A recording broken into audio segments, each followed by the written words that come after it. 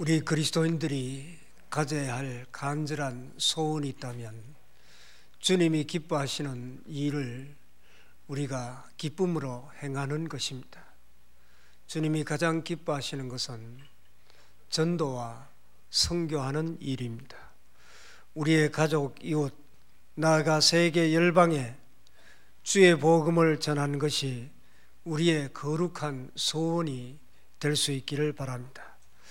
이를 위하여 오늘 미얀마 교회 건축을 우리 교회에 원래 허락하여 주셨는데 이를 위하여 정성껏 예물을 드리도록 하겠습니다. 성경은 성령님이 저자이시기 때문에 말씀을 읽다 보면 말씀이 우리를 변화시킵니다. 원래 우리 교회 표어는 말씀으로 새로워지는 교회입니다. 그렇기 때문에 말씀을 늘 가까이 하고 말씀을 부지런히 읽고 묵상함으로 말씀으로 새로워지는 우리 모두가 되기를 원합니다. 이를 위하여 이제 오늘 성경 필사운동 선포식을 합니다. 이 성경 필사에 교우 여러분들의 적극적인 참여를 바랍니다. 우리는 성경 말씀에 한두 번 순종하는 것은 어렵지 않지만은 지속적으로 계속해서 말씀에 순종하는 것은 쉬운 일이 아닙니다. 계속 순종할 수 있는 힘이 어디서부터 나오는가? 오늘 다니엘의 기도에 관한 본문을 선택한 이유는 여기에 해답이 보이기 때문입니다.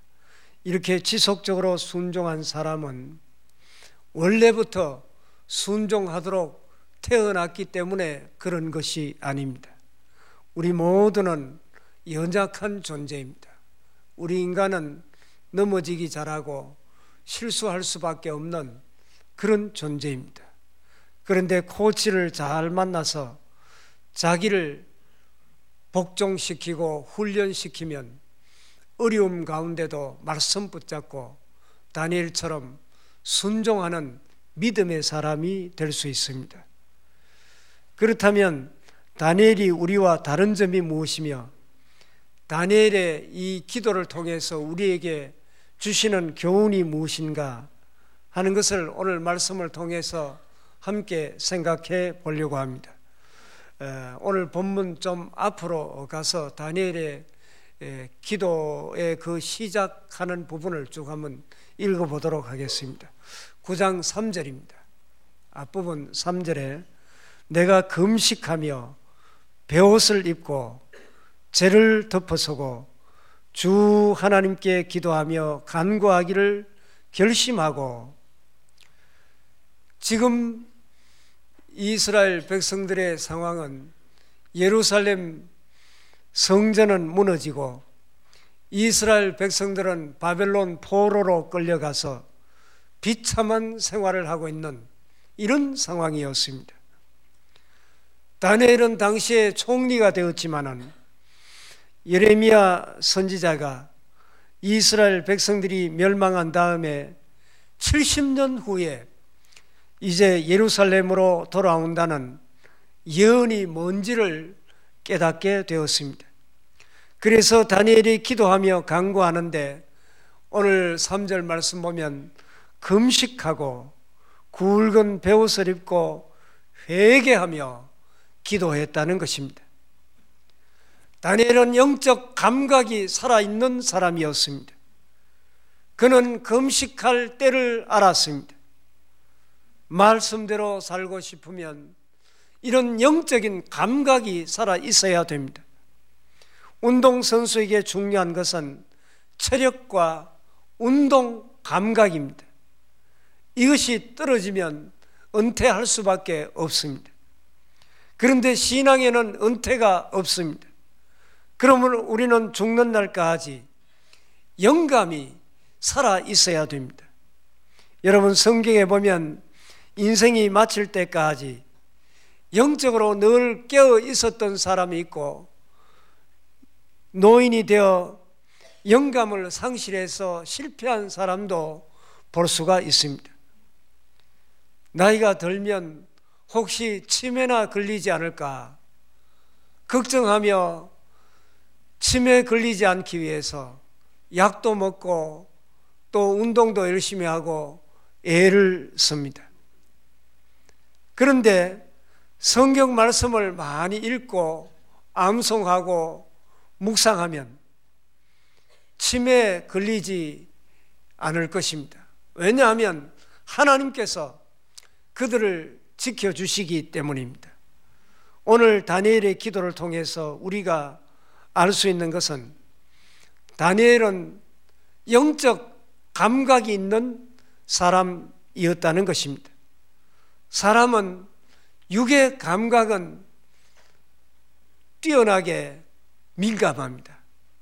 돈이라면 눈이 번쩍 떠지지만은 그러나 영적인 감각이 둔해서 죄에는 아주 둔감한 이런 모습을 보게 됩니다.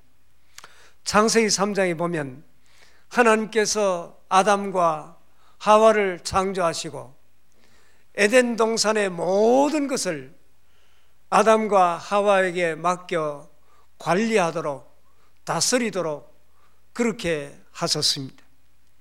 그리고 단 한 가지, 동산 가운데 있는 선악을 알게 하는 나무의 열매는 먹지 말라고 하나님께서 엄히 명령하셨습니다. 만약 그 선악과를 따먹는 날에는 정령 죽을 것이라고 말씀하셨습니다. 그런데 사탄인 뱀이 와서 하와에게 정말 그러더냐? 아니야. 그걸 먹는 날에는 눈이 밝아져서 하나님처럼 될 것이다 라고 거짓말을 했습니다. 이 말을 듣고 뱀에게 속아 그 선악과를 따먹고 말았습니다. 따먹는 순간에 에덴 동산에서 쫓겨나게 되었고 하나님 앞에 범죄함으로 온갖 저주와 불행이 인간에게 찾아왔습니다. 그런데 문제는 나만 먹은 것으로 그치지 않고 주변에 있는 남편에게도 선악과를 따서 먹게 했다는 것입니다. 내 영의 감각이 죽으면 나만 피해를 보는 것이 아니라 옆 사람도 다치게 됩니다. 여러분은 영적인 감각이 살아있다고 생각이 되십니까? 우리가 다니엘의 기도를 보면서 깨닫는 것은 이 선악과는 에덴 동산에만 있었던 것이 아닙니다. 매일매일 우리의 삶 속에 이 선악과를 접하게 됩니다. 하나님이 싫어하시는데 취하고 싶은 것이 늘 끊임없이 우리에게 나타나게 됩니다. 그때 영의 눈이 어두워 그것을 덥석 집어먹는 어리석은 자가 되어서는 안 될 것입니다. 영적으로 깨어 있어서 기도하고 거절할 수 있는 믿음의 성도들이 될 수 있기를 바랍니다. 다니엘은 기도하면 사자굴에 던져지는 것을 알고도 전에 행하던 대로 예루살렘으로 향한 문을 활짝 열고 하루에 3번씩 하나님 앞에 기도했습니다. 그는 매일 기도했기 때문에 영적인 감각이 살아 있었던 것입니다. 우리는 영적인 감각이 무디해져서 깨닫지 못하고 늘 죄악 가운데 넘어지고 쓰러지고 실패할 때가 얼마나 많습니까? 만약 오늘 우리가 영적으로 무감각한 이런 상태를 느껴진다고 하면 즉시 다니엘처럼 금식하고 회개하고 기도함으로 하나님을 인격적으로 만나는 시간을 갖게 되기를 바랍니다. 왜냐하면 기도할 때 이런 영적인 감각이 살아나기 때문입니다. 사랑하는 교회 여러분, 영적인 감각이 살아서 역사하는 은혜가 우리 모두에게 있기를 바랍니다. 5절을 보시기 바랍니다. 우리는 이미 범죄하여 패역하며 행악하며 반역하여 주의 법도와 규례를 떠나 싸우며, 다니엘이 우리는 이미 범죄했다는 사실을 계속해서 강조하고 있습니다. 그리고 주의 법도와 규례를 떠나 싸우며 이렇게 기도하고 있습니다. 하나님의 말씀을 떠나고 하나님의 말씀을 어기는 것이 죄입니다. 다니엘은 우리 민족이 하나님의 법도를 어기고 하나님의 법도를 떠났기 때문에 포로로 끌려올 수밖에 없었다는 사실을 깨닫게 된 것입니다.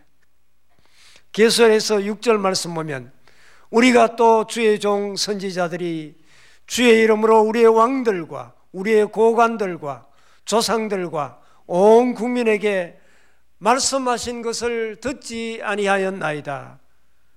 말씀하신 것을 듣지 아니하였나이다. 이렇게 고백하고 있습니다. 말씀의 기준에서 어긋난 것, 하나님의 말씀을 듣지 않는 이것이 바로 죄라는 것입니다. 넘어가서 10절 말씀 보면, 우리 하나님 여호와의 목소리를 듣지 아니하며 여호와께서 그의 종 선지자들에게 부탁하여 우리 앞에 세우신 율법을 행하지 아니하였음이니이다. 율법을 행하지 아니하였사옵나이다. 하나님의 말씀을 지키지 않았다는 것입니다. 내 영이 죽어 있다고 느껴지면 지금 하나님 앞에 기도할 때입니다. 오늘 예배 드리면서도 기쁨이 없고 감사가 없고 하나님을 뵙고 싶은 마음이 없다면 우리의 영은 죽어 있는 상태입니다. 우리는 예배를 통해서 내 마음을 토하고 기도하고 금식하며 영의 감각을 회복하여 하나님 앞에 나와야 될 것입니다. 영감이 죽어 있으면 선악과를 아무런 거리낌 없이 따먹고 좋아합니다. 그리고 그것을 다른 사람에게 나누어 줍니다. 언제까지 우리는 이렇게 살아야 할 것입니까? 엎드려 금식하며 기도해야 할 때입니다. 13절 말씀에 모세의 율법에 기록된 대로 이 모든 재앙이 이미 우리에게 내려사오나 우리는 우리의 죄악을 떠나고 주의 진리를 깨달아 우리 하나님 여호와의 얼굴을 기쁘게 하지 아니하였나이다. 기도하지 않았기 때문에 이스라엘 백성들이 멸망당하고 포로로 끌려와서 이렇게 말할 수 없는 고난을 당할 수밖에 없었다는 것입니다. 저는 우리 모두의 삶 가운데 기도가 회복될 수 있기를 바랍니다. 그래서 직장에 가서도 기도하고 집에 와서도 기도하고 아침에 일어나서도 기도하고 운전을 하면서도 계속해서 쉬지 말고 호흡을 하듯이 기도할 때 영적인 감각이 살아나서 다니엘처럼 죽음 앞에서도 말씀을 순종하는 그런 놀라운 역사가 우리 가운데 일어나게 될 것입니다. 다니엘서 좀 앞에 9장 4절 말씀을 보겠습니다. 내 하나님 여호와께 기도하며 자복하여 이르기를 크시고 두려워할 주 하나님, 주를 사랑하고 주의 계명을 지키는 자를 위하여 언약을 지키고 그에게 인자를 베푸시는 이시여, 내 하나님 여호와께 기도하며 자복하여 이르기를. 여기에 자복한다는 것은 스스로 주님 앞에 엎드리는 것을 말합니다. 회개하는 것을 말합니다. 영적인 감각이 살아있고 하나님의 말씀을 계속 순종하려고 하면 우리는 하나님 앞에 늘 자복하고 회개해야 됩니다. 지속적으로 순종할 수 있는 두 번째 비결은 내 죄를 깨닫고 자복하는 일입니다. 요시야 왕이 성전을 수리하다가 모세 율법책을 발견했습니다. 그 율법책을 제사장이 읽을 때, 말씀이 백성들에게 들려질 때 저들이 찔림을 받고 그렇게 살아오지 못했음을 자복하고 회개했습니다. 말씀이 기준이 되어 그들 심령을 찌를 때 내가 얼마나 하나님 앞에 큰 죄인인가 하는 것을 깨닫게 된 것입니다. 여러분, 상처 준 사람과 상처받은 사람 중에 누가 하나님께 용서를 구하겠습니까? 상처를 받은 사람이 용서를 더 많이 구하게 됩니다. 하나님, 내가 저 사람 상처받고 미워한 것을 깨닫게 하시니 감사합니다. 오히려 내가 저 사람을 미워한 것을 용서하여 주시옵소서. 예수 믿으면 손해보는 것이 많습니다. 상처받고 복수하려고 하는데 주님은 네 원수를 사랑하라고 말씀하십니다.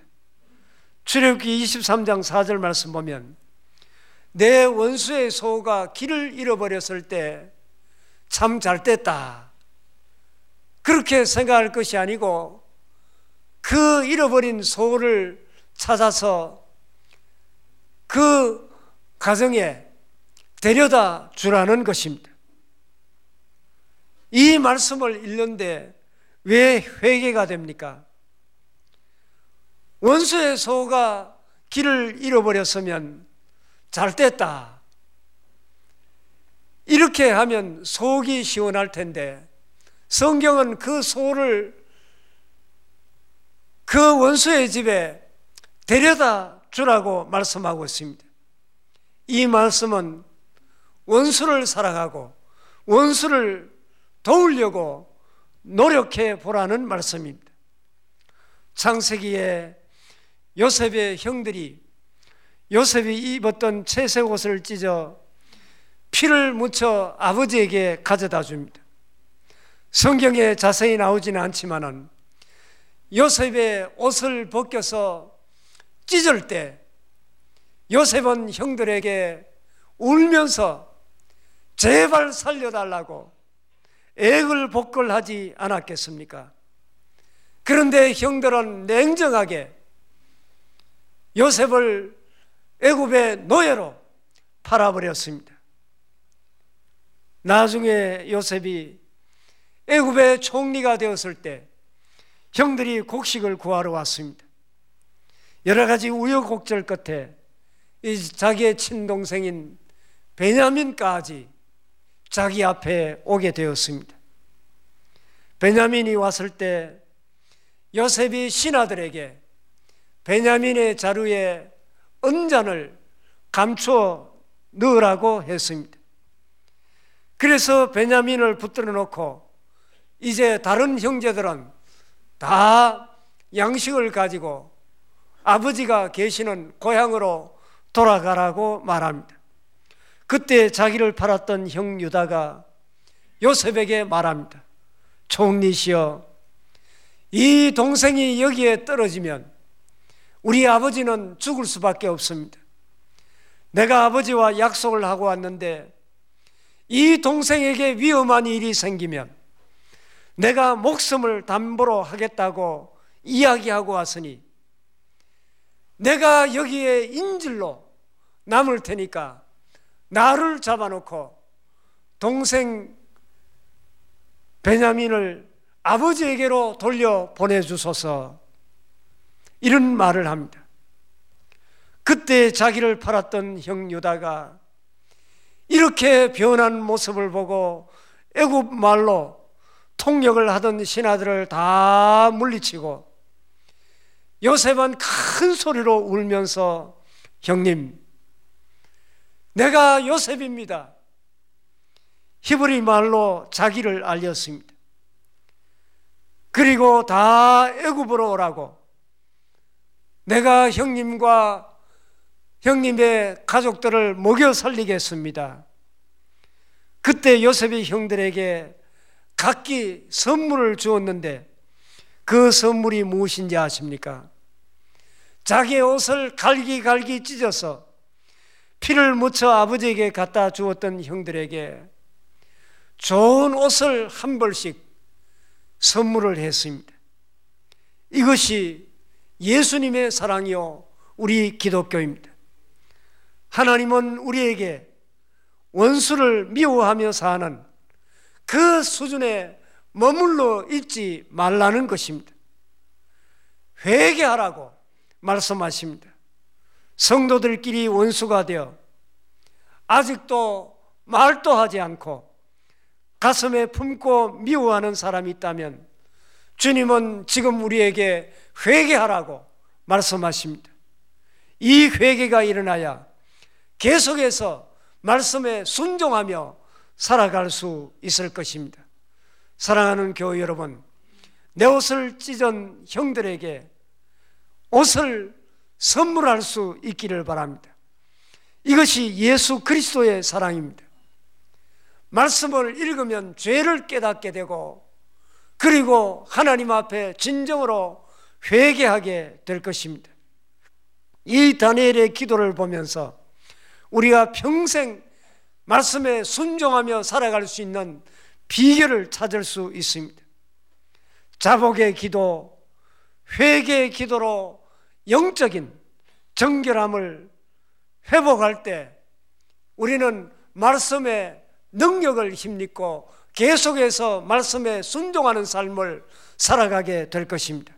오늘 본문 다니엘서 9장 16절부터 19절의 다니엘의 기도를 들어보시길 바랍니다. 주여 구하옵노니 주는 주의 공의를 따라 주의 분노를 주의 성 예루살렘 주의 거룩한 산에서 떠나게 하옵소서. 이는 우리의 죄와 우리 조상들의 죄악으로 말미암아 예루살렘과 주의 백성이 사면에 있는 자들에게 수치를 당함이니이다. 그러하온즉 우리 하나님이여 지금 주의 종의 기도와 간구를 들으시고 주를 위하여 주의 얼굴빛을 주의 황폐한 성소에 비추시옵소서. 나의 하나님이여 귀를 기울여 들으시며 눈을 떠서 주의 황폐한 상원과 주의 이름으로 일컫는 성을 보옵소서. 우리가 주 앞에 간구하옵는 것은 우리의 공의를 의지하여 하는 것이 아니요 주의 큰 긍휼을 의지하여 함이니이다. 주여 들으소서. 주여 용서하소서. 주여 귀를 기울이시고 행하소서. 지체하지 마옵소서. 나의 하나님이여 주 자신을 위하여 하시옵소서. 이는 주의 성과 주의 백성이 주의 이름으로 일컫는 바 됨이니이다. 얼마나 강력하게 기도하고 있습니까? 지체하지 말고 주여 일하시옵소서.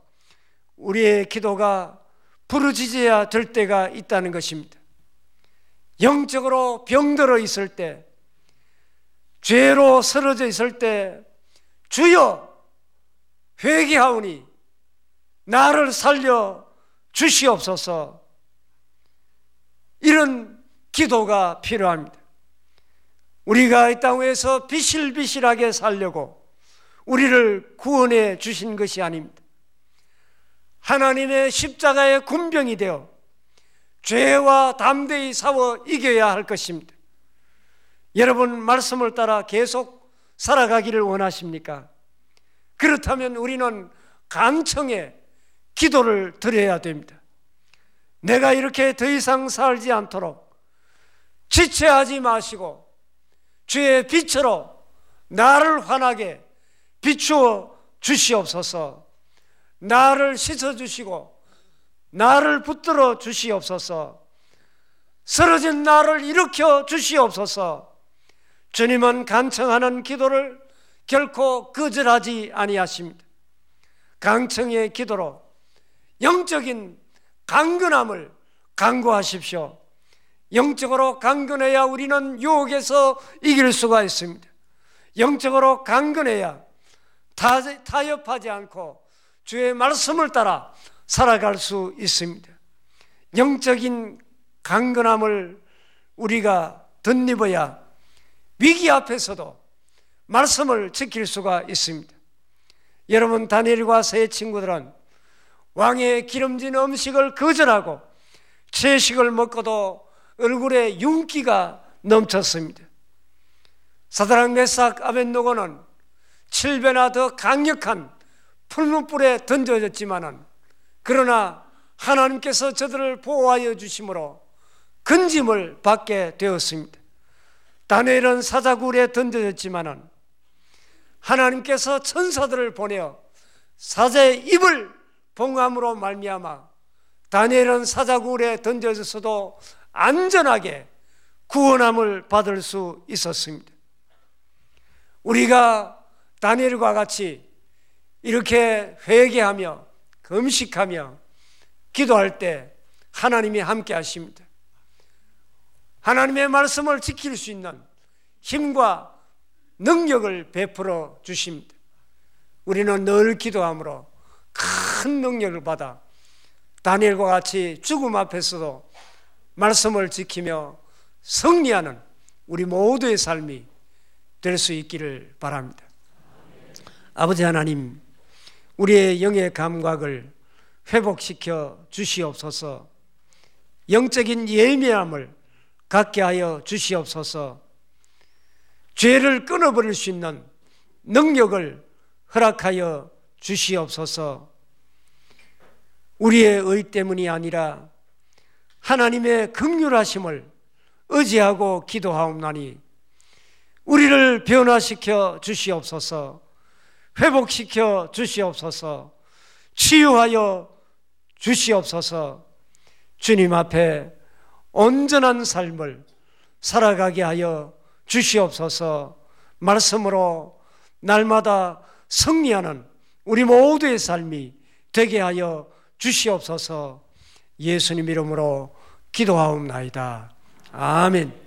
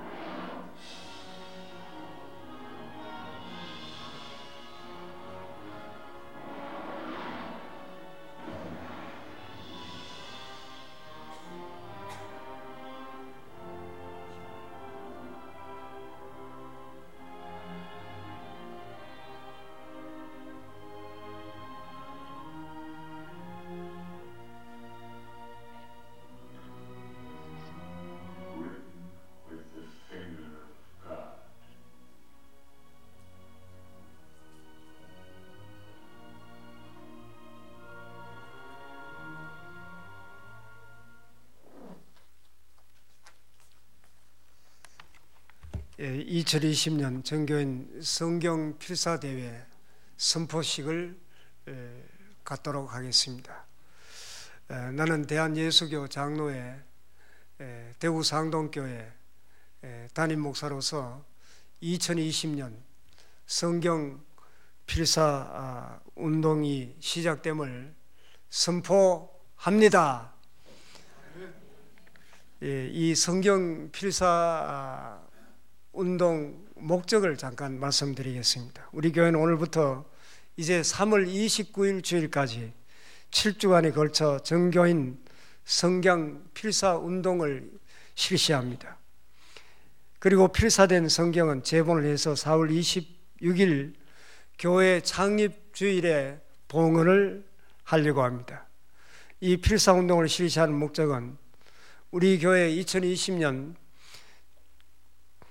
교회 표대로 말씀대로 새로워지는 교회가 되기를 위해서 전 교인이 함께 성경을 읽고 성경을 필사하면서 말씀에 대한 사랑을 일깨우고 말씀을 다시 우리 마음에 새기는 그런 기회를 가지기 위해서입니다.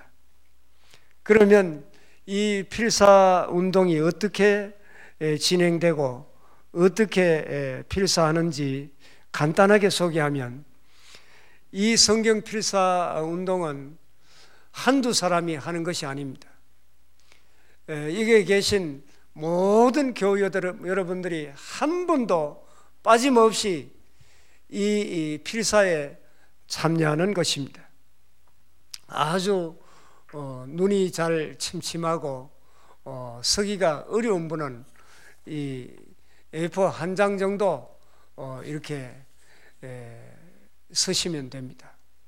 그리고 교우 여러분들은 이제 석 장 이상, 석 장, 넉 장 이렇게 하시면 한 400명이 참가하면 한 400~500명이 참가해야 성경 66권을 다 쓸 수 있습니다.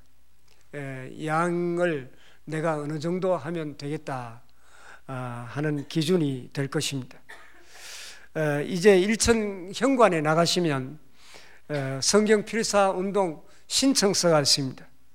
그 신청서를 적어서 제출하면 예배부에서 필사한 성경책과 필사 노트와 볼펜까지 나누어 주십니다. 아무 볼펜이나 적으면 안 됩니다. 꼭 나누어 주는 그 볼펜으로 적어야 일목요연하게 성경이 완성이 될 수 있습니다. 그리고 이 필사 노트는 앞면과 뒷면으로 이렇게 서도록 되어 있습니다. 한 면만 써도 안 되고 앞뒤로 다 기록을 하는데, 나누어진 성경 앞부분에 슬프다 이렇게 시작하면 그대로 성경 그대로 또 절 끝이 되었도다 하면 되었도다 하고 줄 바꾸라 그러면 줄 바꾸고 성경 나누어 주신 그대로 그리면 됩니다. 내가 임의로 글자를 크게 늘려서도 안 되고 성경 나누어 주는 그대로 해야 성경을 다음 사람이 그대로 이어받기 때문에 하여간 처음부터 끝까지 성경 그대로 그린다 생각하고 하시면 됩니다. 초등학교 1학년부터 이제 연세 많으신 어른들까지 한 분도 빠짐없이 다 참여하는데, 나는 글씨가 형편없어 못 참석한다 그런 분도 걱정할 필요 없습니다. 정성껏 그리듯이 그대로 하면 됩니다. 참여하는데 의의가 있으니까 여러분들 나는 성경 쓰는 거하고 상관이 없어 그렇게 생각하지 마시고 여러분들이 다 참석하시기를 바랍니다. 더 자세한 것은 오후에 또 홍 목사님이 소개를 해 주겠고, 이 뒤에 어떻게 할 것인지 이 현관에도 붙어 있고, 또 여러분들이 저기 성경 쓰는 방법 자세하게 설명한 안내서를 여러분들이 다 나누어 줄 것입니다. 그걸 보고 그대로 기록하면 될 것입니다. 한번 기도하겠습니다. 아버지 하나님, 우리 교회를 사랑하시고 원래 교포가 말씀으로 새로워지는 교회로 정했는데 아버지 하나님, 이 일에 동참하기 위하여 전 교우들이 성경 필사 운동을 오늘 이제 시작할 수 있도록 도우심을 감사합니다. 필사하는 동안에 우리 교우들의 마음속에 성령 하나님 역사하여 주시고 말씀을 마음속에 깊이 새기고 필사하는 순간순간 하나님의 은혜와 하나님의 능력과 하나님의 역사를 체험하는 귀한 시간이 되게 하여 주시옵시고 이 일을 통하여 하나님 앞에 더 크게 영광 돌려드리기에 조금도 부족함이 없도록 역사하여 주시옵소서. 예수님 귀하신 이름으로 간절히 축복하며 기도하옵나이다. 아멘. 이 시간